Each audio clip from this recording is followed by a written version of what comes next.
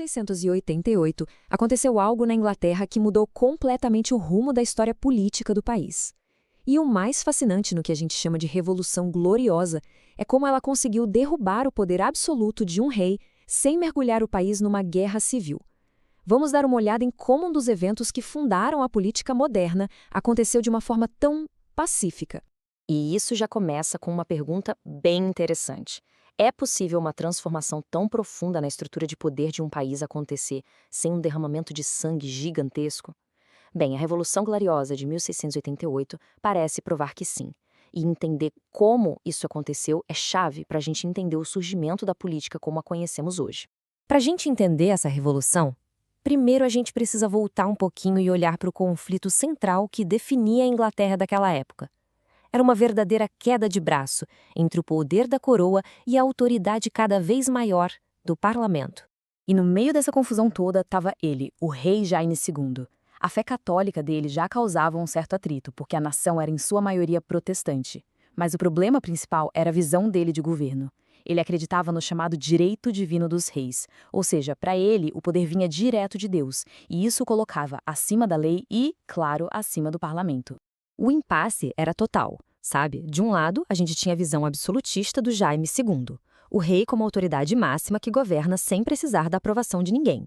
Do outro, a visão do parlamento, um sistema onde o poder do rei tem um limite, que é a lei, e ele precisa do consentimento dos representantes. Eram, literalmente, dois futuros completamente diferentes e irreconciliáveis para a Inglaterra. Com a situação ficando cada vez mais tensa, os líderes do parlamento decidiram buscar uma solução que era, ao mesmo tempo, drástica e muito engenhosa. A ideia era evitar uma nova guerra civil a todo custo, e para isso, eles decidiram que era hora de mudar quem usava a coroa. E olha, a decisão do parlamento foi de uma audácia tremenda. Em vez de pegar em armas, a estratégia foi puramente política. Eles fizeram um convite. Convidaram Guilherme de Orange, um príncipe protestante lá da Holanda. E essa escolha foi genial, porque o Guilherme não era só um líder protestante respeitado. Ele era casado com a Maria, a própria filha do rei Jaime II. Isso dava a ele uma legitimidade que era fundamental para reivindicar o trono. E foi o que aconteceu. Guilherme desembarcou na Inglaterra. Mas é importante dizer, isso não foi uma invasão como a gente imagina. Em vez de encontrar um exército para lutar, ele foi recebido com muito apoio, tanto de políticos importantes quanto de parte do povo, que via nele a salvação contra o absolutismo do rei Jaime. A partir daí, os eventos se desenrolaram muito rápido e, o mais impressionante, de forma pacífica. Quando o Guilherme chegou, o apoio ao rei Jaime II simplesmente desmoronou. Percebendo que não tinha como lutar, o rei fez as malas e fugiu para a França. E aí que está o pulo do gato. O trono ficou vago. Com isso, o parlamento teve o caminho livre para convidar oficialmente Guilherme e Maria para ocupá-lo. Uma transferência de poder completa sem uma única grande batalha. É por isso que ela ficou conhecida como Gloriosa. Mas essa mudança no trono não foi só uma troca de reis. Foi muito mais que isso. Foi o começo de um sistema de governo totalmente novo para a Inglaterra. Uma mudança que se tornou permanente e que influenciou o mundo inteiro. E esse novo modelo era a monarquia constitucional. A ideia é até simples, mas para a época era revolucionária. O monarca reina, mas não governa de fato. O poder dele é limitado por um conjunto de leis, uma constituição, e ele precisa dividir esse poder com o parlamento. Foi basicamente o fim do absolutismo na Inglaterra. Para garantir que nenhum reino futuro tentasse voltar ao absolutismo, o parlamento resolveu colocar essas novas regras no papel. E assim nasceu um dos documentos mais importantes da história britânica. Em 1689, só um ano depois da chegada de Guilherme, foi aprovada a Declaração de Direitos, que a gente conhece como Bill of Rights. Essa lei se tornou a base de todo o novo sistema político. Então, o Bill of Rights colocou as regras do jogo no papel. Na prática, ele atacava diretamente os abusos do absolutismo.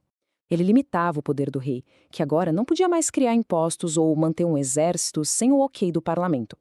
Ao mesmo tempo, ele fortalecia o parlamento, garantindo eleições livres e liberdade de expressão nos debates. E pela primeira vez, direitos individuais dos cidadãos foram garantidos por lei. A mensagem era clara: a partir de agora, o governo está sujeito à lei e não acima dela. Ok, mas qual é o legado disso tudo hoje, mais de 300 anos depois? É que as ideias que foram consolidadas ali na Revolução Gloriosa, se tornaram a fundação, a base, para o desenvolvimento das democracias liberais modernas no mundo todo. O primeiro grande legado é o princípio do Estado de Direito. Ficou estabelecido que ninguém, nem mesmo o rei, está acima da lei. O poder não podia mais ser usado de forma arbitrária, pela vontade de uma só pessoa. Tinha que seguir regras claras que todo mundo conhecia. O segundo ponto fundamental é a proteção dos direitos individuais. A ideia é de que as pessoas não são só súditos, mas sim cidadãos, com direitos que já nascem com eles, como o direito a um julgamento justo, por exemplo, se tornou central. E o papel do governo passou a ser também proteger esses direitos. E quando a gente junta esses dois pilares, um governo limitado pela lei e os direitos dos cidadãos, a gente tem o alicerce da democracia liberal moderna. A soberania, que antes era toda do rei, começou uma longa jornada até chegar nas mãos do povo, que a exerce através de seus representantes. Esse modelo inspirou diretamente a Revolução Americana, a Francesa e um monte de constituições pelo mundo. E para fechar, fica uma reflexão. A Revolução Gloriosa foi, sem dúvida, um passo gigantesco para limitar o poder e estabelecer direitos.